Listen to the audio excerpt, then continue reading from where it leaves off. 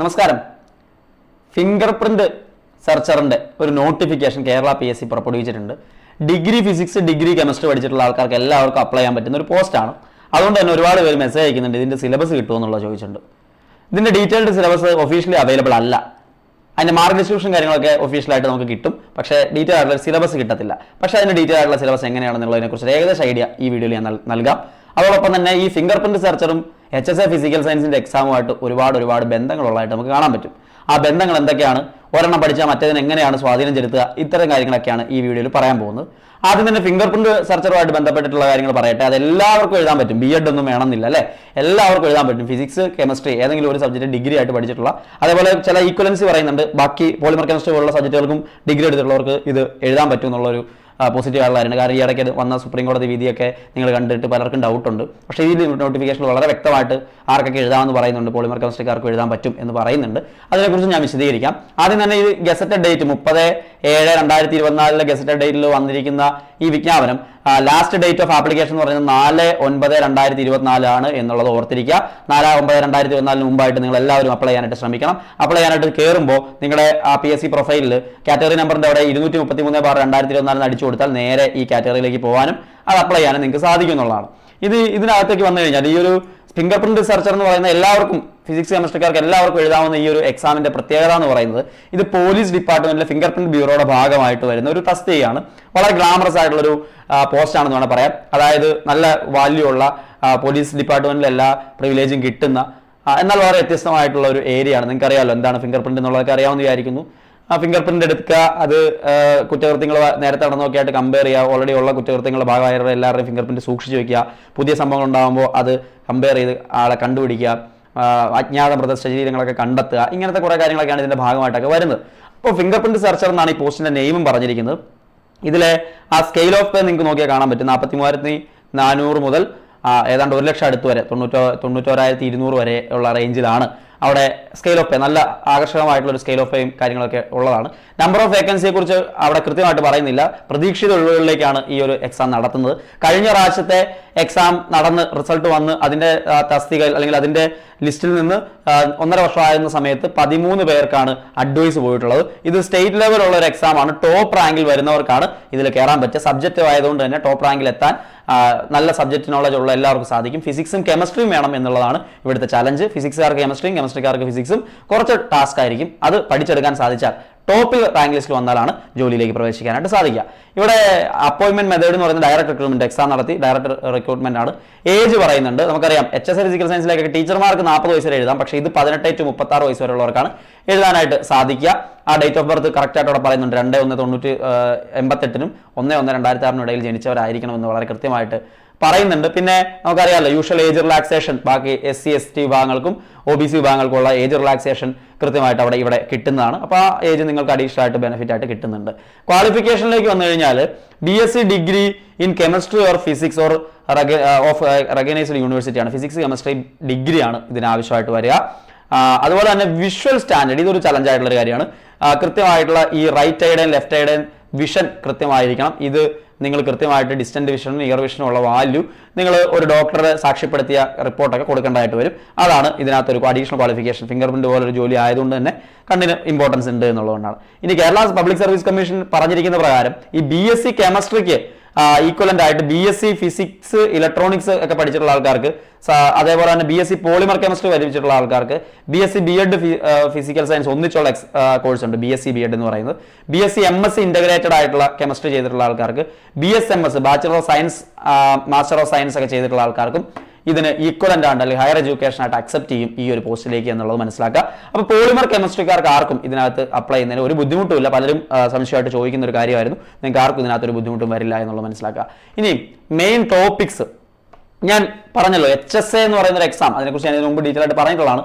HSA എന്ന് പറയുന്ന ഒരു എക്സാം ഹൈസ്കൂൾ അസിസ്റ്റന്റ് എന്ന് പറയുന്നത് ഡിഗ്രി B.Ed ക്വാളിഫിക്കേഷൻ ആണ്. അതിൽ ഡിഗ്രി ഫിസിക്സ് കെമിസ്ട്രി ഉള്ളവർക്ക് അത് എഴുതാനായിട്ട് സാധിക്കും. ഫിസിക്സോ കെമിസ്ട്രി എടുത്ത് സബ്സിഡറിയുടെ ഒരു ഇഷ്യൂ കൊണ്ട് നിൽപ്പുണ്ട്, അത് ഒഴിച്ചു കഴിഞ്ഞാൽ എഴുതാനായിട്ട് സാധിക്കും എന്നുള്ളതാണ്. B.Ed ഒന്നുകൂടെ ഉണ്ടെങ്കിൽ അവിടെ നോക്കിയാൽ കൃത്യമായിട്ട് നിങ്ങൾ നോക്കിയോ, 40 മാർക്ക് ഫിസിക്സ്, അത് ഗ്രാജുവേറ്റ് ലെവലാണ്. NCERT തൊട്ട് NCERT ടെക്സ്റ്റ് ബുക്കും അതേപോലെ നമ്മുടെ ഡിഗ്രി ലെവൽ കണ്ടന്റ് കൂടി ചേരുന്നതാണ് ഈ ഒരു എക്സാമിന്റെ പാറ്റേൺ അല്ലെങ്കിൽ എക്സാമിന്റെ ലെവൽ എന്ന് പറയുന്നത്, ക്വസ്റ്റ്യൻസിന്റെ ലെവൽ എന്ന് പറയുന്നത്. അപ്പോൾ ആദ്യം NCERT ടെക്സ്റ്റ് ബുക്കുകളെ നല്ല രീതിയിൽ കവർ ചെയ്യുക, +1 +2 ഫിസിക്സ് കെമിസ്ട്രി എന്നുള്ളതാണ് ആദ്യത്തെ ടാസ്ക്.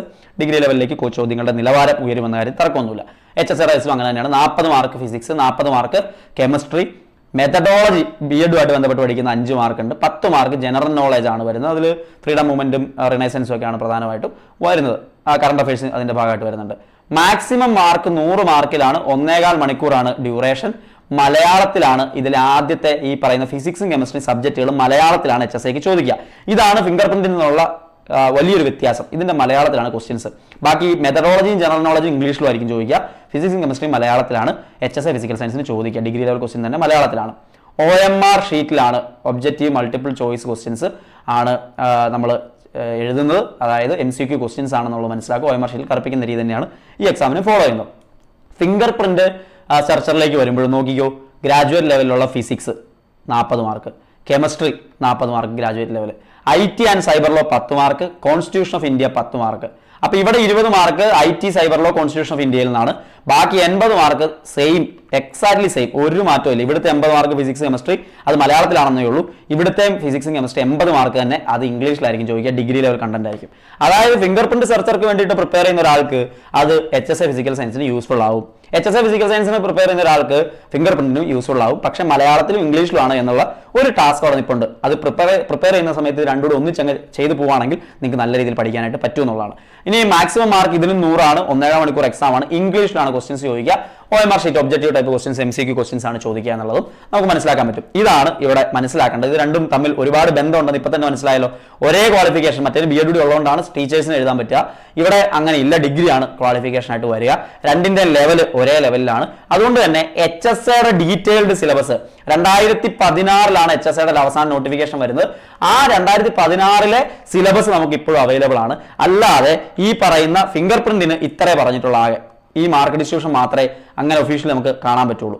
എന്നാൽ അതിനകത്തെ സിലബസ് വളരെ കൃത്യമായിട്ട് നമുക്ക് പറയാൻ പറ്റും. HSC ആയിട്ട് ഒരുപാട് കമ്പാരിസൺ പറ്റും. കാരണം ഫിസിക്സിലേക്ക് വന്നു കഴിഞ്ഞാൽ അവിടെ ഡൈനാമിക്സുമായിട്ട് ബന്ധപ്പെട്ട കാര്യങ്ങളുണ്ട്, അതേപോലെ തന്നെ തെർമോഡൈനാമിക്സുമായിട്ട് ബന്ധപ്പെട്ട കാര്യങ്ങളുണ്ട്, സ്റ്റാറ്റിറ്റിക്സ് ആയിട്ട് ബന്ധപ്പെട്ട കാര്യങ്ങളുണ്ട്, വേവ്സ് ആൻഡ് ഓസിലേഷൻ പോലുള്ള കാര്യങ്ങളുണ്ട്, അതേപോലെ ഇലക്ട്രിസിറ്റിയും ഇലക്ട്രോഡൈനാമിക്സുമായിട്ട് ബന്ധപ്പെട്ട കാര്യങ്ങളുണ്ട്, ഇലക്ട്രോണിക്സുമായിട്ട് ബന്ധപ്പെട്ട കാര്യങ്ങളുണ്ട്, ഒപ്റ്റിക്സുമായിട്ട് ബന്ധപ്പെട്ട കാര്യങ്ങളുണ്ട്.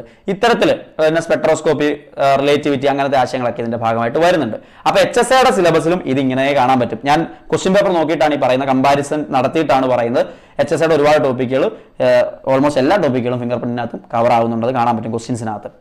അപ്പൊ പാർട്ടിക്കിൾ ഡൈനാമിക്സ്, ന്യൂട്ടന്റെ ലോ തൊട്ടിട്ടുള്ള കാര്യങ്ങൾ, കൺസർവേഷൻ ലോസും ആംഗുലാർ മൊമെന്റ്, എനർജി, ഇതെല്ലാം ഡിഗ്രി ലെവൽ വരെ ഉയർന്നു പഠിക്കണം. NCERTയുടെ +1 ആദ്യത്തെ ടെക്സ്റ്റ് ബുക്ക് മൊത്തം ഇതാണ് പഠിക്കുന്നത്, പാർട്ടിക്കിൾ ഡൈനാമിക്സും കാര്യങ്ങളൊക്കെ. പിന്നെ രണ്ടാമത്തെ ടെക്സ്റ്റ്, +1 രണ്ടാമത്തെ ടെക്സ്റ്റിലാണ് simple harmonic motion, wave motion ഒക്കെ അതിന്റെ ഭാഗമായിട്ട് സൗണ്ടും കാര്യങ്ങളൊക്കെ പഠിക്കുന്നുണ്ട്. ഇതും ഡിഗ്രി ലെവൽ വരെ ഉയർന്ന ക്വസ്റ്റ്യൻസ് വരും. NCERT ടെക്സ്റ്റ് ബുക്കുകളാണ് ആദ്യം കവർ ചെയ്യേണ്ടതായിട്ട് വരുന്നത്. പിന്നെ ഡിഗ്രി ലെവലിലേക്ക്, പക്ക ഡിഗ്രി ലെവലിലേക്ക് പോകുന്ന സാധനമാണ് frame of reference, special theory of relativity ഒക്കെ. അത് ഡിഗ്രി ലെവൽ കണ്ടന്റ് ആണ്. അത് നമുക്ക് ഇവിടെയും ചോദിക്കാറുണ്ട്. ഇനി elasticity, Young's modulus, rigidity modulus, bulk മോഡുലസും കാര്യങ്ങളൊക്കെ, സർഫസ് ടെൻഷൻ, വിസ്കോസിറ്റി ഒക്കെ, ഫ്ലൂയിഡ് ഡൈനാമിക്സ് എന്നൊക്കെ പറയുന്ന +1 രണ്ടാമത്തെ ടെക്സ്റ്റ് ബുക്കിൽ വളരെ വിശദമായിട്ട് നമ്മൾ പഠിക്കുന്നതാണ്. ആ കാര്യങ്ങളാണ് അവിടെ പറഞ്ഞിരിക്കുന്നത്. ഇലക്ട്രോസ്റ്റാറ്റിക്സും ട്രാൻസിയൻ കറണ്ടും AC-യും DC-യും മാഗ്നറ്റിക് പ്രോപ്പർട്ടീസ് ഓഫ് മെറ്റീരിയൽസും സെമി കണ്ടക്ടർ ഫിസിക്സും ഒക്കെ +2 ചാപ്റ്ററുകളിൽ നമ്മൾ പഠിക്കുന്നതാണ് ഫിസിക്സിന്റെ ഭാഗമായിട്ട്. അതുപോലെ ഡിഗ്രി ലെവലിലേക്ക് ഉയരുന്ന ടോപ്പിക്കുകളാണ്. അതിൽ നിന്ന് ലോജിക് ഗേറ്റും കാര്യങ്ങളൊക്കെ ക്വസ്റ്റ്യൻസ് നമുക്ക് ഇനിയും പ്രതീക്ഷിക്കാം. ഇനി റിഫ്ലക്ഷൻ, റിഫ്രാക്ഷൻ, ഡിസ്പേഷൻ പോലുള്ള ഒപ്റ്റിക്സുമായിട്ട് ബന്ധപ്പെട്ട ആശയങ്ങൾ, സ്പെക്ട്രോസ്കോപ്പിയുടെ ഐഡിയാസും കാര്യങ്ങളൊക്കെ അവിടെ വരുന്നുണ്ട്. ഹീറ്റ് ആൻഡ് തെർമോഡൈനാമിക്സ് അത് അങ്ങനെ സിലബസിൽ ചോദിച്ചിട്ടുണ്ട്. അത് അതേപോലെ തന്നെ നമുക്ക് എവിടെ കാണാൻ പറ്റും, ഈ പറയുന്ന ഫിംഗർ പ്രിന്റിന്റെ ക്വസ്റ്റ്യൻസിൽ നമുക്ക് കാണാനായിട്ട് സാധിക്കും. അതേപോലെ സ്റ്റാറ്റിറ്റിക്സുമായിട്ട് ബന്ധപ്പെട്ട കാര്യങ്ങൾ അവിടെ ചോദ്യമായിട്ട് ബേസിക്സ് ചോദിക്കാവുന്നതാണ്. ദെൻ ആറ്റം മോഡൽ, അതുപോലെ തന്നെ ബോണ്ടിങ്ങുമായിട്ട് ബന്ധപ്പെട്ട കാര്യങ്ങൾ ഒക്കെ ഫിസിക്സിലും കെമിസ്ട്രിയിലും നമ്മൾ ഒരുപോലെ പഠിക്കുന്ന ന്യൂക്ലിയർ ഫ്യൂഷനും ന്യൂക്ലിയർ സ്ട്രക്ചറുകളും ന്യൂക്ലിയർ ഫിസിക്സിന്റെ ഭാഗമായിട്ടൊക്കെ, ന്യൂക്ലിയർ കെമിസ്ട്രിയുടെ ഭാഗമായിട്ടൊക്കെ ഈ കാര്യങ്ങൾ വരുന്നുണ്ട്. രണ്ടിലും ഫിംഗർ പ്രിന്റിലും ഉണ്ട്, HSCയുടെ സിലബസിൽ അങ്ങനെ പറഞ്ഞിട്ടുണ്ട്. ഗ്രാവിറ്റേഷൻ ഇതിനകത്ത് എടുത്തു പറഞ്ഞിട്ടില്ല, പക്ഷെ അത് ഓട്ടോമാറ്റിക്കലി ഈ രണ്ടെണ്ണത്തിനകത്തും വരുന്നുണ്ട്. ഇനി ക്രിസ്റ്റൽ സ്ട്രക്ചറുമായിട്ട് ബന്ധപ്പെട്ടിട്ടുള്ള കാര്യങ്ങൾ നമുക്കറിയാമല്ലോ. Crystal, solid state physics, solid state chemistry ഒക്കെ ആയിട്ട് ബന്ധപ്പെട്ട കാര്യങ്ങൾ ഉറപ്പായിട്ടും ക്വസ്റ്റ്യൻസ് വരുന്ന മേഖലയാണ്. വേവ് നേച്ചർ ഓഫ് മാറ്റർ നമുക്കറിയാം. ക്വാണ്ടം മെക്കിന്റെ ബേസിക് ആയിട്ടുള്ള കാര്യങ്ങൾ, ക്ലാസിക്കൽ മെക്കാനിക്സും ക്വാണ്ടം മെക്കാനിക്സും ചോദ്യമായിട്ട് വരുന്ന ഏരിയ തന്നെയാണ്. ഏഗൻ ഫംഗ്ഷൻ അതിന്റെ ഡീറ്റെയിൽ ആയിട്ടുള്ള സിലബസ് നമുക്ക് എവിടെ കൊടുത്തിട്ടുണ്ട്. ക്വാണ്ടം മെക്കാനിക്സിൽ ഏറ്റവും പ്രധാനമായിട്ടുള്ള ഡിഗ്രി ലെവൽ കണ്ടന്റ് എല്ലാം ആ സിലബസിൽ വന്നിരിക്കുന്ന കാണാൻ പറ്റും. HSIയുടെ മോഡ്യൂൾ 5ന്റെ ഭാഗമായിട്ട് കൊടുത്തിട്ടുണ്ട്. ഫിസിക്സിലും കെമിസ്ട്രിയിലും പഠിക്കുന്നതാണ്, അതുകൊണ്ട് രണ്ടു കൂട്ടർക്കും പഠിച്ചെടുക്കാവുന്ന കാര്യങ്ങളാണ്. ദെൻ അവിടെ റൊട്ടേഷണൽ വൈബ്രേഷൻ രാമൻ സ്പെക്ട്രോസ്കോപ്പി ഉള്ള സ്പെക്ട്രോസ്കോപ്പിയുടെ ബേസിക് ആയിട്ടുള്ള കാര്യങ്ങളൊക്കെ HSIയുടെ സിലബസിലുണ്ട്. അത് നമുക്ക് ഇതിനകത്ത് ചോദിക്കുന്നുണ്ട്. ഇനി ക്രിസ്റ്റൽ ഡിഫക്റ്റും കാര്യങ്ങളൊക്കെ ഫിസിക്സിലും കെമിസ്ട്രിയിലും ഉള്ള കാര്യങ്ങളാണെന്ന് ഞാൻ ഓൾറെഡി പറഞ്ഞു, അതെല്ലാം ഉണ്ട്. പിന്നെ സോല്യൂബിലിറ്റി പോലുള്ള കാര്യങ്ങളൊക്കെ അവിടെ വരുന്നുണ്ട്, കെമിസ്ട്രിയുടെ ഭാഗമായിട്ട് വരുന്നുണ്ട്. ഇനി ക്രൊമാറ്റോഗ്രഫി ആയിട്ട് ബന്ധപ്പെട്ട കാര്യങ്ങൾ, അതേപോലെ തന്നെ പ്രധാനപ്പെട്ട ആപ്ലിക്കേഷൻസ്, ഡെയിലി ലൈഫിലുള്ള കെമിസ്ട്രിയുടെ ആപ്ലിക്കേഷൻസ്, പൊല്യൂഷനുമായിട്ട് ബന്ധപ്പെട്ട കാര്യങ്ങൾ ഒക്കെ ഇവിടെ വരുന്നു. ആറ്റം മോഡലുകളും കാര്യങ്ങളും, അതുപോലെ തന്നെ പോളിസ് എക്സ്ക്ലൂഷൻ പ്രിൻസിപ്പിളും കാര്യങ്ങളൊക്കെ അവിടെ നമുക്ക് സിലബസിൽ കാണാനായിട്ട് സാധിക്കും. അതും ഫിംഗർ പ്രിന്റ് ക്വസ്റ്റ്യൻ പേപ്പറിലും അതിൽ നിന്നുള്ള ചോദ്യങ്ങൾ കാണാൻ പറ്റും. പിന്നെ ഹൈബ്രിഡൈസേഷൻ, അയോണിക് ബോണ്ട് പോലത്തെ കാര്യങ്ങൾ, ബോണ്ടിങ് തിയറിയും കാര്യങ്ങളൊക്കെ ആയിട്ട് ബന്ധപ്പെട്ട കാര്യങ്ങൾ അവിടെ വരുന്നുണ്ട്. വളരെ ഡീറ്റെയിൽ ആയിട്ടുള്ള സിലബസ് നമുക്ക് HSIയിൽ കാണാനായിട്ട് സാധിക്കും. നിങ്ങൾക്ക് വായിച്ച് നോക്കാവുന്നതാണ്. ഞാൻ എല്ലാം 1 by 1 പറയുമ്പോൾ ഒരുപാട് സമയം എടുക്കുന്ന കാര്യമാണ്. ഇങ്ങനെ സിലബസ് വളരെ ഡീറ്റെയിൽ ആയിട്ട് HSIയുടെ സിലബസിൽ കിട്ടിയിട്ടുണ്ട്. ആ സിലബസ് തന്നെയാണ് ഫിംഗർ പ്രിന്റിൽ ഓൾമോസ്റ്റ് ഉള്ളതെന്ന് മനസ്സിലാക്കുക. പിന്നെ പീരിയോഡിക് ലോ കാര്യങ്ങളൊക്കെ അല്ലെ, പീരിയോഡിക് ടേബിൾ ഇല്ലാതെ നമുക്ക് മുമ്പോട്ട് പോകാൻ പറ്റില്ല, ആ കാര്യങ്ങളെല്ലാം അവിടെ പറയുന്നുണ്ട്.